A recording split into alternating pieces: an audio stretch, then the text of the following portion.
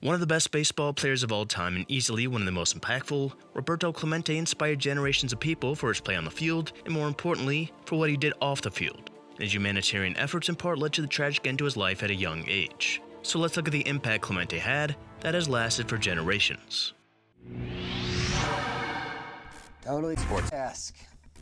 Major league. Roberto Clemente was born in 1934 in Carolina, Puerto Rico, the youngest of 7 children. His father was a foreman overseeing sugarcane cutters while also using his truck to help deliver sand and gravel to construction sites, while his mother was a laundress and assisted with her husband's business. And so did Roberto, who helped his dad load shovels into the trucks. He also earned money by doing small jobs for neighbors, such as carrying milk to the country store, and with the money he had, he used it to buy a bike and rubber balls, which he would squeeze to strengthen his hands. And others noticed how strong his hands were and his athletic ability from a young age. Clemente always loved sports, and of course he loved baseball. He attended Winter League games, which featured many great players from Puerto Rico and the mainland United States, with his favorite player being Monte Irvin. When Clemente made the majors, he told Irvin how much he admired him, not knowing that he had met him before when he was just a kid hanging out around the stadium. And with Irvin's incredible throwing arm, Clemente practiced throwing just like him, as he and other kids would spend hours every day playing baseball, even on muddy fields with trees on it. And when he was 14, Clemente joined a softball team, initially playing shortstop and eventually moving to the outfield. No matter the position, he excelled with his incredible arm that caught the attention of everyone. And for further proof of how much of an athlete Clemente was, he was also a top member of the track and field team at his high school, participating in the high jump and the javelin, which himself and many others credit for helping him develop that arm. The mechanics and skill needed to throw the javelin, the more he did that, the better he was at baseball. Clemente even had potential to represent Puerto Rico in the Olympics, but instead, he decided to focus on baseball. Clemente attended a tryout camp in Puerto Rico in 1952 without Campanis of the Brooklyn Dodgers in attendance. The Dodgers didn't sign him, but Campanis was impressed by what he saw, and a little while after that, he was offered to play in the Puerto Rican League for the San Jose Crabbers, playing along some older Negro League players whose best years were behind them, and this unfortunately meant they didn't have a chance at the majors, including that of Willard Brown and Bob Thurman, who Clemente looked up to in his first year, where he didn't play much. But he played more in 53 and 54, and even got to play in the league's All-Star game alongside Hank Aaron. And Clemente's name was right there amongst the best in the league, as his .288 average was the 6th best in the league. And now other teams besides the Dodgers came knocking, including the Dodgers' crosstown rival at the time in the New York Giants. And in the end, Clemente went with the highest bidder in the Dodgers. The Milwaukee Braves actually made a higher offer, but knowing that New York City had a big Puerto Rican population, Clemente went there. He signed in February of 1954 for a reported $5,000, along with a bonus of $10,000. And at the time, rules required teams signing a player for more than $4,000 to be kept on the Major League roster for 2 years or risk losing him in the Rule 5 draft. Many like this sat on the bench for 2 years instead of developing in the minors, and the Dodgers chose to send Clemente to the minors in Montreal, even though they risked losing him. Buzzy Bavazzi would later tell reporters that the only reason the Dodgers signed Clemente was to keep him from the Giants, even though they knew they would lose him. There's also speculations of a quota system in effect in the first few years after the color barrier was broken, but there hasn't been any sufficient evidence to support this. So Clemente went to where Jackie Robinson had played nearly 10 years prior in Montreal, and during the season, he didn't play much. Many accounts say the Dodgers were trying to hide him, as a way to make other teams not notice him, and therefore they wouldn't draft him at the end of the season. But Clemente still played what a regular 19-year-old prospect would, competing against a number of good outfielders, and often platooning and coming in as a defensive replacement. And because of this, he struggled as often happens when not playing much. He was barely hitting over 200 in July, but he would pick things up for the rest of the season, platooning against lefties and often coming up clutch, hitting .257 in 87 games with 2 home runs in the end. And it was obvious that other teams had interest. Since the Pirates had the worst record in the league in 1954, they got the first pick of the Rule 5 draft, and the Dodgers were still going to do their best to keep him. Bavazzi went to Branch Rickey, who is now GM of the Pirates after his time with the Dodgers, and Branch had told him if he ever needed a favor, all he had to do was pick up the phone, and well, it seemed this was the best time to use that favor, as Bavazzi would call him, and Branch agreed to draft John Rutherford instead of Clemente. But 2 days later, Branch Rickey and Dodgers president Walter O'Malley got into a huge argument, and the deal was called off, an argument that very well changed baseball history. As while Roberto Clemente was back playing in Puerto Rico for the Crabbers with teammate Willie Mays, fresh off a World Series and MVP award, the Pirates selected Clemente with the first pick. Before he was a Pirate, he spent the rest of the winter winning the Caribbean Series with Mays along with Don Zimmer. Clemente also hurt his back during this time after getting into a car accident that damaged some of his spinal disc, an injury that hurt him for the rest of his career. He also unfortunately lost his brother, Luis, to a brain tumor in this time, so he went through a lot, and he would have plenty of competition for his spot. What helped him, aside from compliments from Fred Haney, was outfielder Frank Thomas missing part of spring training due to contract disputes, and missing the rest because of sickness. Clemente took advantage of this opportunity, and he would end up making the team. He originally wore number 13, but early in the season, he switched to number 21 because his full name, Roberto Clemente Walker, has 21 letters in it, and that number would never change. Clemente didn't play in the first 3 games of the season, but his first appearance came against the team who originally signed him in the Brooklyn Dodgers, and he would get an infield hit.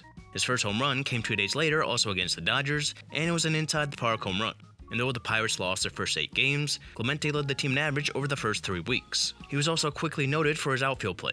He had 10 assists through the first third of the season, and his play in the outfield led to admiration amongst fans, and also injury, as he would miss a few games after hurting his finger after running into a wall. Clemente finished his rookie season with an average of .255 and a .666 OPS. Part of the reason for his later slumps was the struggle he had laying off pitches, walking just 18 times in 474 at-bats, becoming known as a good bad pitch hitter.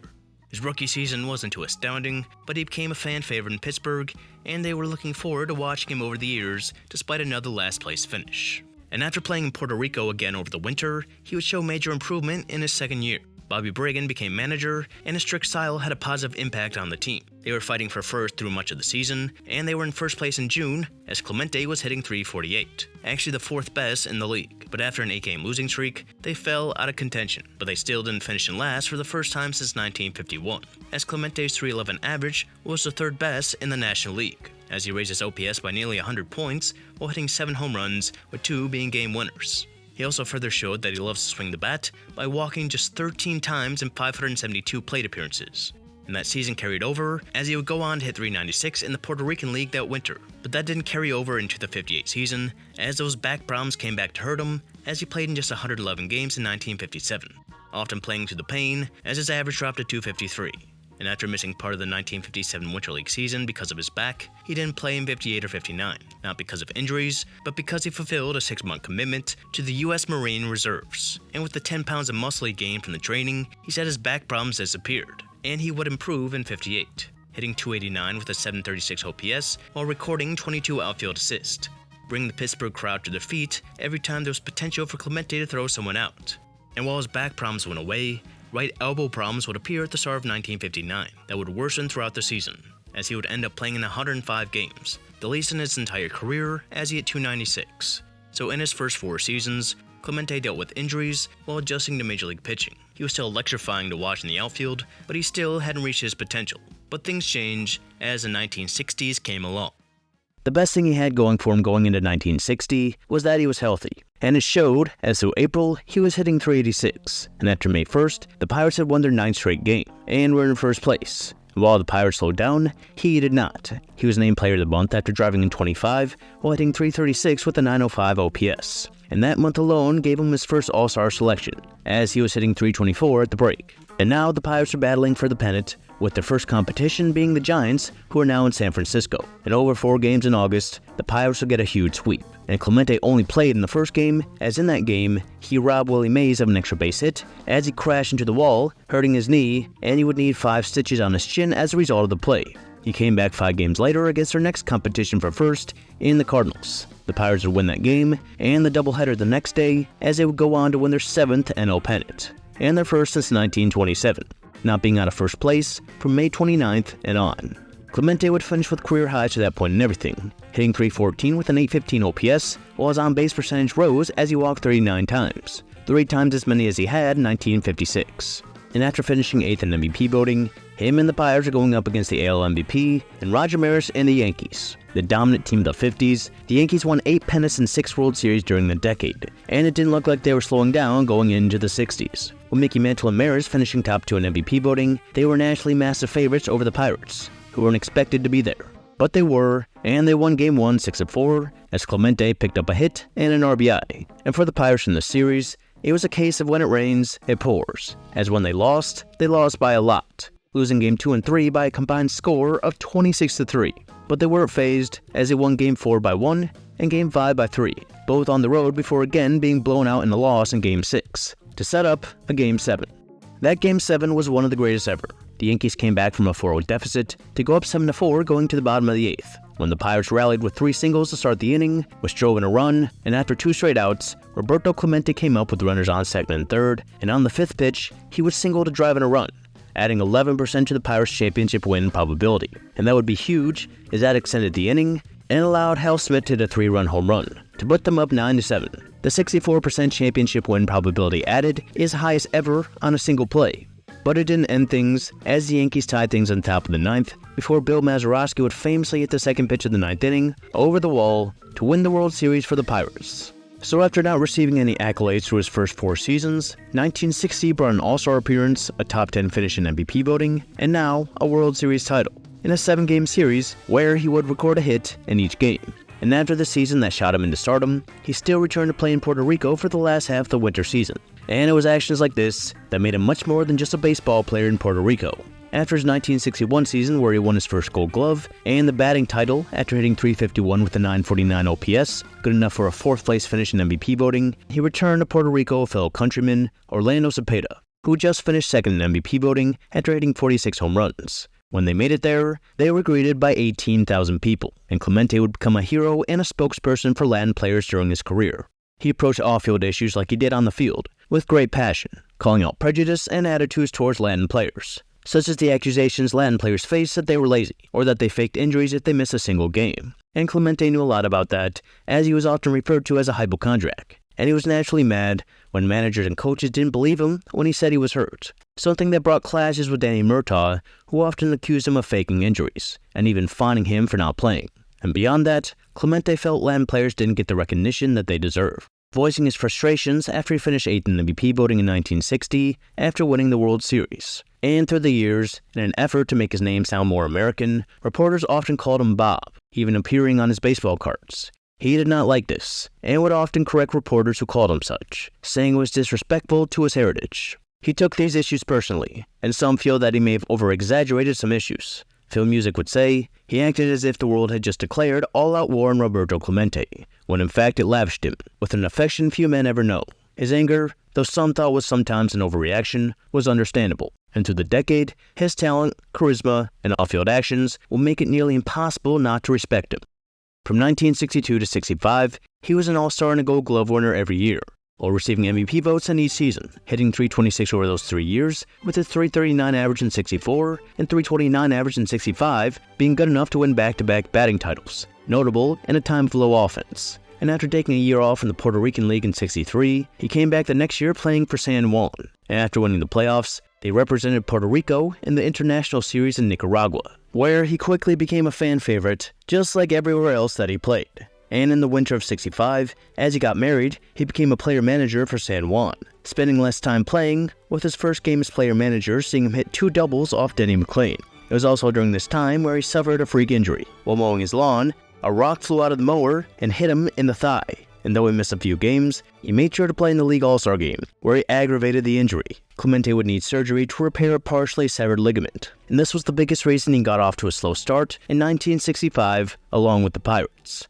But a 12-game winning streak where Clemente hit .458 would turn things around for him, as he won the batting title as previously mentioned, and that led him into the season that gave him his long-awaited recognition. Unlike the previous year, the Pirates were in contention from the beginning, and also unlike the previous year, Clemente started off strong, hitting .328 with a .916 OPS and 13 home runs at the All-Star break, as he started in right field with Hank Aaron and Willie Mays to the right of him. And he continued in the second half. The Pirates stayed in the pennant race with the Dodgers and Giants, and on September 2nd, Clemente hit a game-winning 3-run home run off Fergie Jenkins, which was the 2,000th hit of his career, and his 23rd home run of the season, tying his career high, as that also gave him over 100 RBIs for the first time in his career.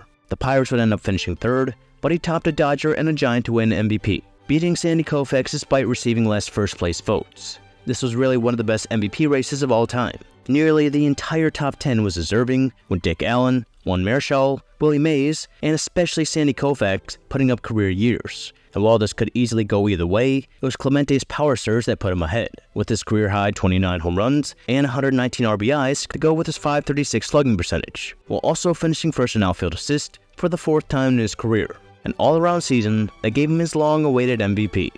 And while that was his MVP season, in my opinion, his next season was his best. For the 3rd time in his career, he had over 20 home runs, and for the second time he drove in over 100 runners, while also having an on-base percentage of .400 for the first time, which gave him an OPS of .954. And in a year where he had the most at-bats in his career at .638, he had his best average at .357, which gave him the batting title by a wide margin. And the reason that's so notable is the year of 1967 gave the second lowest league-wide batting average at .242 in MLB history at the time. Clemente topped that by 115 points in a year where Carl Yastrzemski won the Triple Crown, as he was fortunate that Clemente was in the American League.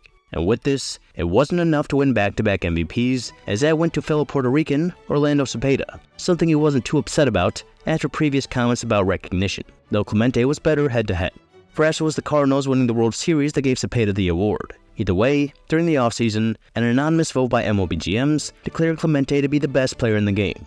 And after hurting his shoulder playing in Puerto Rico that winter, he had his worst season of the 60s, as he struggled by his standards in the year of the pitcher that gave the lowest league-wide batting average in MLB history at .237. He did hit above that at .291, but this year ended his streak of 8 straight All-Star appearances, though he did win his 8th straight Gold Glove. As he had a below-average year, and added afterwards, if his shoulder didn't improve, he would consider retirement. And because of this, he did not play in Puerto Rico to rest, but he would hurt his left shoulder during spring training. He would get treatment before the start of the season, and again started out slow, hitting .225 halfway through May, but he would raise his average above .300 a month later, as he made his return to the All-Star team, as he would return to the MVP form he was at just 2 years ago, finishing the year hitting .345, while recording a career high .411 on-base percentage, and that's aided by the fact that he recorded a career high in walks at 56. Going from walking just 13 times in a season a decade ago, and he would finish 8th in MVP voting for his 9th season with MVP votes, as over the decade, he would win 9 Gold Gloves, make 9 All-Star teams, win 4 batting titles, and the 1966 MVP. In a decade of multiple first-ballot Hall of Fame outfielders in the National League, Clemente was right there with Aaron, Mays, and Robinson, and as things shifted to the 70s, he would continue to be one of the best. The Pirates started slow in 1970, but as they moved into Three Rivers Stadium, they caught fire. After playing in another All-Star game, Roberto Clemente Night was hosted at the new Three Rivers Stadium on July 24th. Clemente was honored with a ceremony where he received a scroll with 300,000 signatures compiled in Puerto Rico, with thousands also being donated to charity on Clemente's request. And a month later, Clemente was hitting .363 as the Pirates were contending in the new National League East. He dealt with back problems in September, which caused him to lose the batting title to Rico Carty, but he still had the second best average of his career at .352, while recording a career high in OPS at .556, aided by his 46 extra base hits in 108 games. And with the postseason expanding to 4 teams in the previous year, the Pirates made their first playoff appearance since 1960 by winning the National League East. They went up against the Reds, and they wouldn't be there long as they were swept in 3 games. Clemente going hitless in Game 1, to lose a 7-game postseason hitting streak dating back to 1960. Clemente would play in the Puerto Rican League for the last time that winter, while he also managed, and in the first game, San Juan went against San Jose, who were managed by Frank Robinson, with both Clemente and Robinson mentioning the possibility of becoming the first black manager in the major leagues. And as he would say, the bus trips and responsibilities would take some out of him as he went into the 1971 season with a Pirates team that was expected to contend for the World Series. And because of this, he started slow. But as he always seemed to do, he would pick himself up before May. And as Clemente turned 37, he was no longer the top player on the team, as that now belonged to Willie Stargell, who set a major league record by hitting 11 home runs in April that year. But Clemente was still the leader of the team, and he still had plenty of flair as he was reaching 40, remaining one of the best outfielders in the game, or remaining one of the best hitters, finishing the year hitting .341 with an .871 OPS as he won his 12th straight Gold Glove, and finished top 5 in MVP voting for the 4th time, as the Pirates would win the NL East for the 2nd straight year. And in the 3rd ever NLCS, they won against Willie Mays and the Giants, and after losing Game 1, Clemente went 3 for 5 in Game 2, as he won 9-4, and they would win Game 3 and 4 in Pittsburgh to win their 8th pennant. And just like in 1960, they went up against a team that had been dominant years past in the Baltimore Orioles. Since 1966, they had won 4 pennants and 2 World Series, including the previous one in 1970.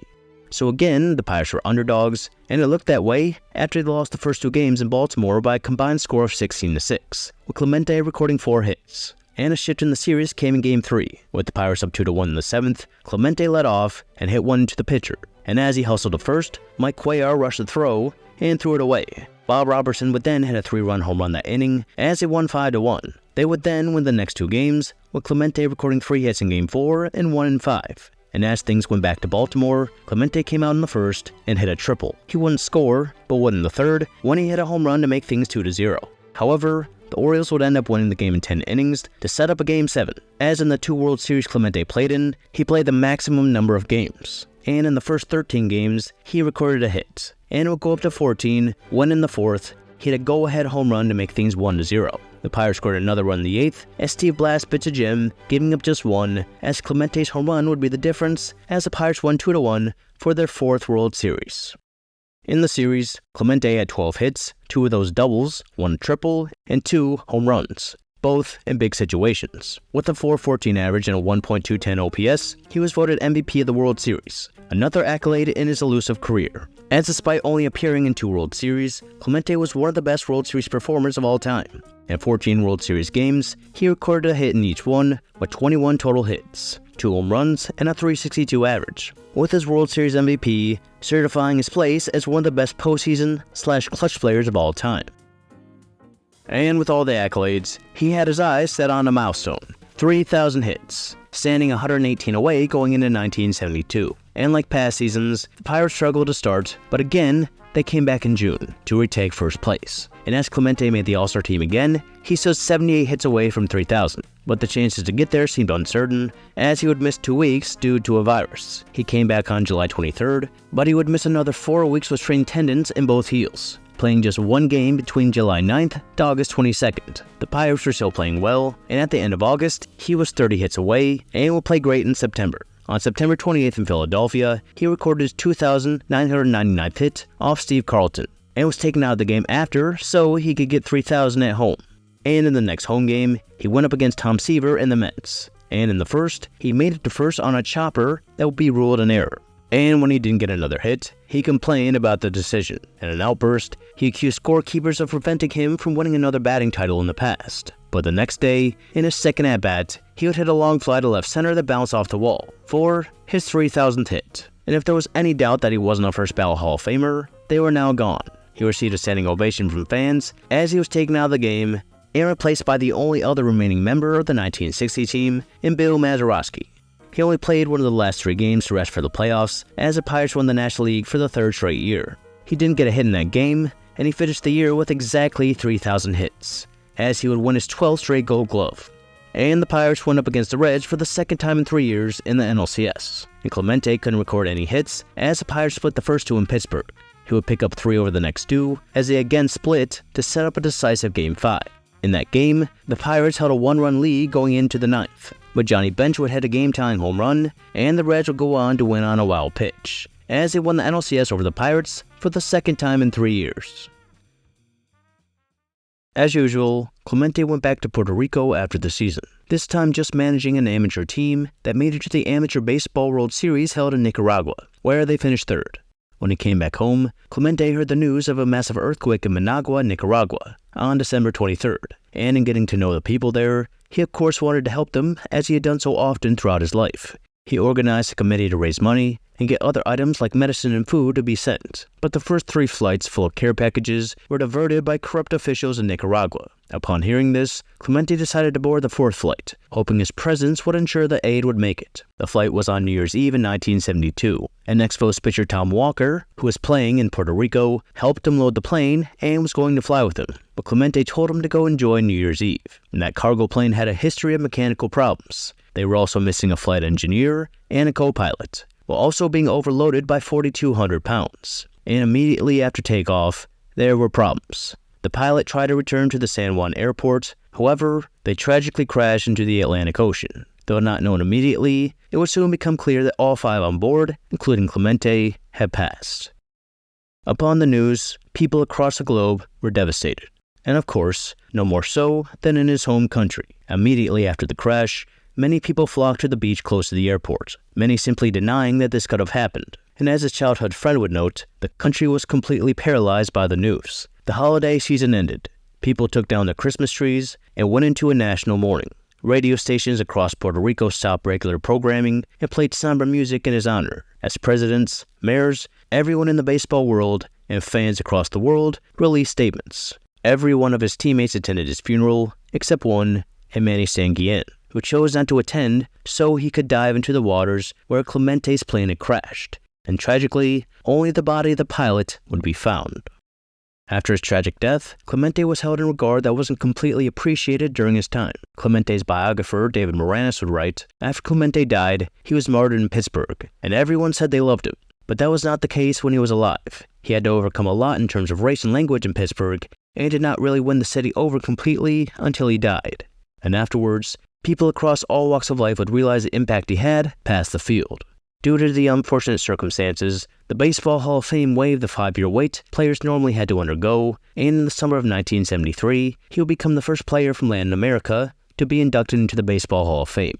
The Commissioner's Award, which awarded players for their play and work off the field, was renamed to the Roberto Clemente Award, and Clemente's name would live on in numerous ways, including naming a street after him near where Forbes Field was, numerous schools throughout the country being named after him, naming a park in Pittsburgh after him, along with one in New York City, where a statue would later be unveiled like the one outside of PNC Park.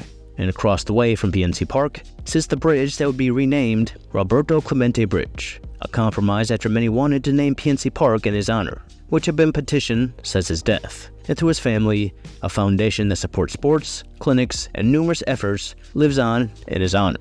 A few months after he was elected to the Baseball Hall of Fame, his number 21 would be retired by the Pirates. And since then, there have been many calls to retire his number league-wide. Many have said the gesture would dilute the significance of Robinson's number retirement, as he was the one who opened the door for players like Clemente, and it's easy to understand where they're coming from. Robinson had an impact that not only changed the game, but also the entire country, setting the bar to a point that cannot be reached in terms of impact. But it appears the closest is Roberto Clemente, who decades later still inspires numerous people, young and old, especially those in Latin America. There's no reason to have a debate of these two, and you can point at Latin players that came before Clemente who could receive similar honor, but it's just a call to keep his legacy alive. Starting in 2002, M will be declared September 15th to be Roberto Clemente Day, to coincide with the start of Hispanic Heritage Month, allowing all who have won or been nominated for the Roberto Clemente Award, all Pirates players, and any player who's a native of Puerto Rico to wear number 21 on that day. A great gesture for someone whose legacy and impact cannot be understated. An interesting fact is that Clemente's plaque at the Hall of Fame is the most worn down, that being because it's been touched so many times. Just that fact alone can show what he's meant to so many people. And past what he did on the field, with his last hit being his 3,000th, what he did in his last act on Earth can show how great he was as a person, traveling to help people he never met who are in desperate need. The lasting image that shows the legend of Roberto Clemente.